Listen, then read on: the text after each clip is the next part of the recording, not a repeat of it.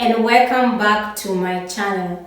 Today I want to show you step by step how to make ghee at home. Ghee is pure fat, it's pure milk fat, and ghee is very similar to clarified butter. In this video, I'll be showing you the difference between ghee and clarified butter. The thing is, ghee, you need to cook it just a little bit longer than clarified butter, getting that nutty toffee-like flavor. Why should you make ghee at home?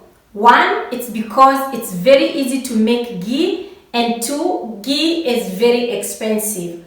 Imagine I paid this 180 grams.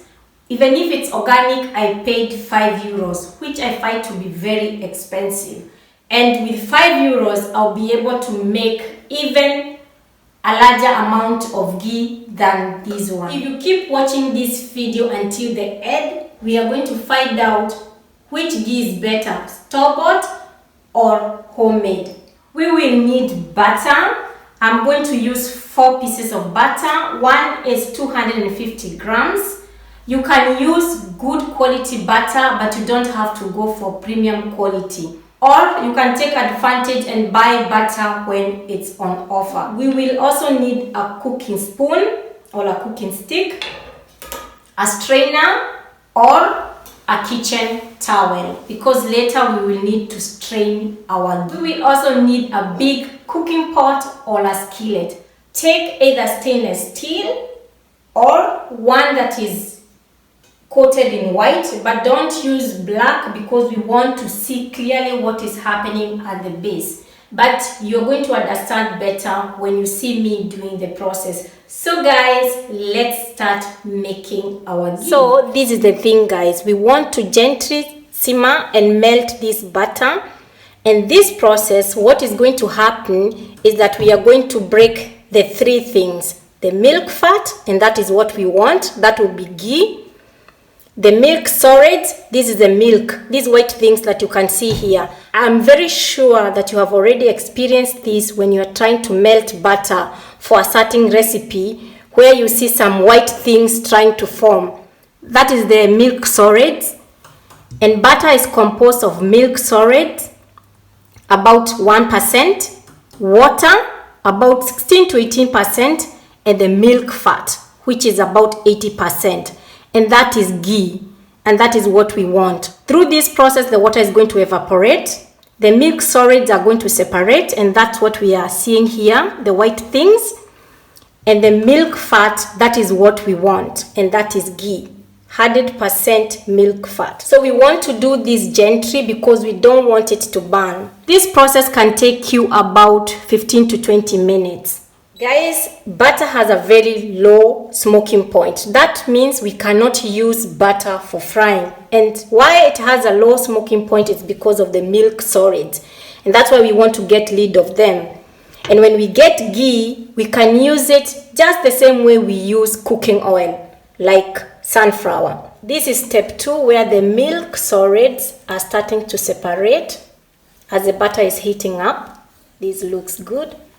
Important is for us not to burn the ghee and also not to undercook it. Those are the 2 things that we are checking here. So that's why we are going through this process a little bit slow.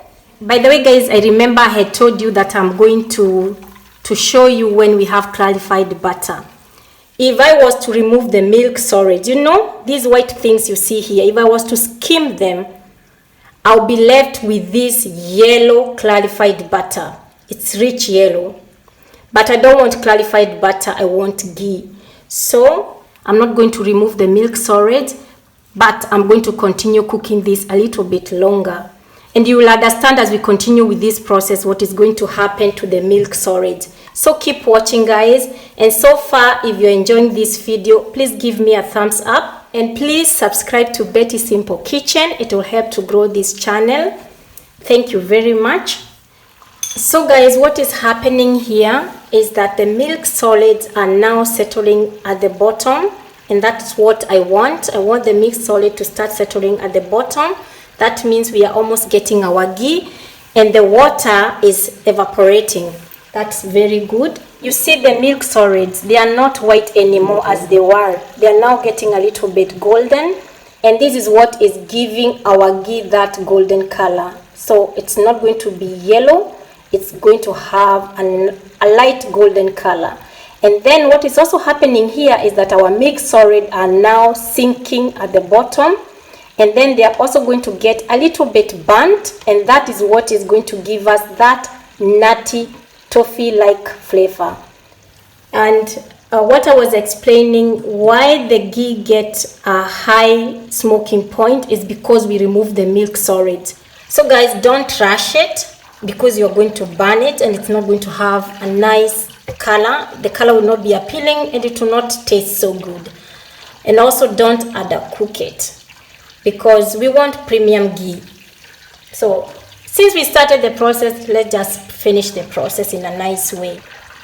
But you know that your ghee is done when the color changes to a nice golden color, and when most of the solids settles at the bottom.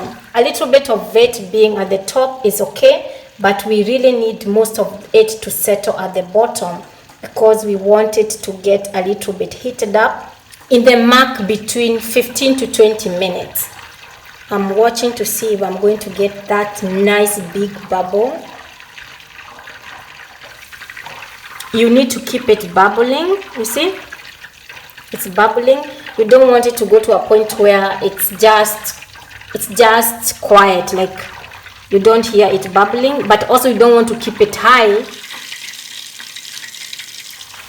I need to show you that as I put it off, because my ghee is done at this stage. Look at that. This is the bubble I was talking about. When I get this bubble, I know my ghee is done.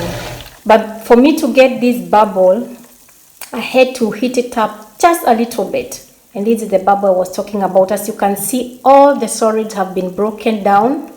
And now we are getting, it's just like this, you know, when you heat fat. That's what you usually get. This, it's like a foam, a big nice bubble where you see everything is broken down. You remember those solids that we were still having at the top? They are all gone. It's that moment where you feel you have done a good job. I am just going to let this one cool a little bit, and I'm going to show you the next step, guys. I wanted to show you something. Look at the way the milk solid have settled at the bottom. They are not burnt, but they have a nice golden color. And these, we don't want them. That's why I'm going to use a strainer or a kitchen cloth to strain this. But this one, I'm going to put it away. It has a very rich nutty flavor. This is what I was talking about, that you don't burn this, because if you burn this, it's also going to give that burnt color to your ghee. Look at that, it's golden brown. Wow, a very rich nutty flavor. And I'm going to carefully strain this. It's no longer so hot. The strainer is going to prevent the milk solids from mixing with our ghee.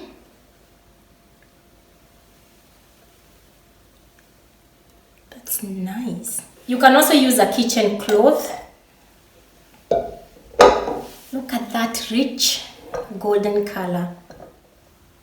Finally, we can compare between the homemade and the store-bought ghee. I used 1000 grams of butter and I got 800 grams ghee.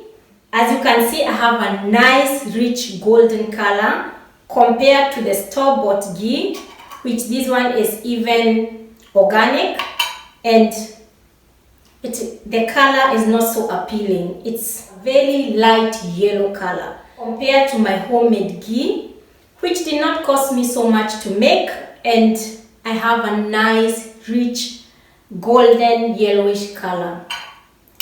Guys, this ghee can be stored on the counter for up to 3 months. You don't need to put it in the fridge. The only thing you need to take care is that every time you use it, use a clean and dry spoon. We have worked so hard to remove the water, so you don't want to use a spoon with water. So if you use a clean and dry spoon, you can be able to use this ghee up to 3 months, if not 4 months, on top of the counter. So I will definitely say that the homemade ghee is a winner.